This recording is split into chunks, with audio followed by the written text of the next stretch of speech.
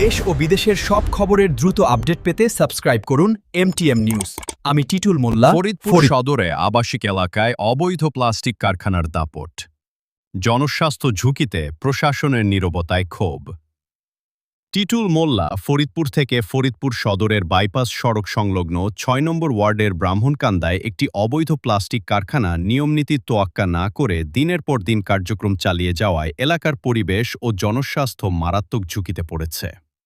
সরকারি বিধিনিষেধ অনুযায়ী আবাসিক এলাকায় এ ধরনের পরিবেশ দূষণকারী শিল্প স্থাপনের কোনো সুযোগ না থাকলেও কারখানার বিরুদ্ধে স্থানীয় প্রশাসন কোনো ব্যবস্থা নিচ্ছে না বলে অভিযোগ উঠেছে। নিয়ম লঙ্ঘন করে কারখানা স্থাপন। বাংলাদেশ পরিবেশ সংরক্ষণ আইন ১৯৯৫ এবং পরিবেশ সংরক্ষণ বিধিমালা ১৯৯৭ অনুযায়ী আবাসিক বা ঘনবসতিপূর্ণ এলাকায় প্লাস্টিক গলানো বা প্রক্রিয়াজাতকরণের মতো শিল্প কারখানা স্থাপন করা সম্পূর্ণ নিষিদ্ধ।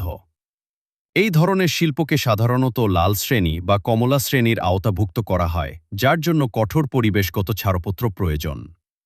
কিন্তু স্থানীয়দের অভিযোগ, এই কারখানাটি কোনো বৈধ অনুমোদন ছাড়াই আবাসিক এলাকার প্রাণকেন্দ্রে স্থাপন করা হয়েছে এবং রীতিমতো উৎপাদন চলছে।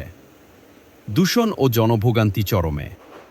কারখানাটি থেকে প্রতিদিন প্লাস্টিক গলানোর সময় বিষাক্ত ধোঁয়া ও বটু দুর্গন্ধ নির্গত হচ্ছে, সহ আশেপাশের এলাকার বাতাসকে মারাত্মকভাবে দূষিত করছে।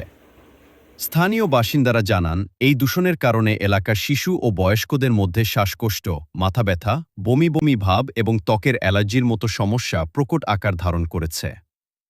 এলাকার প্রবীণ বাসিন্দা আব্দুল মতিন ক্ষোভের সঙ্গে বলেন, দিনে রাতে যখন কারখানা চলে তখন ঘরের জানালা বন্ধ করেও টেকা দেয়।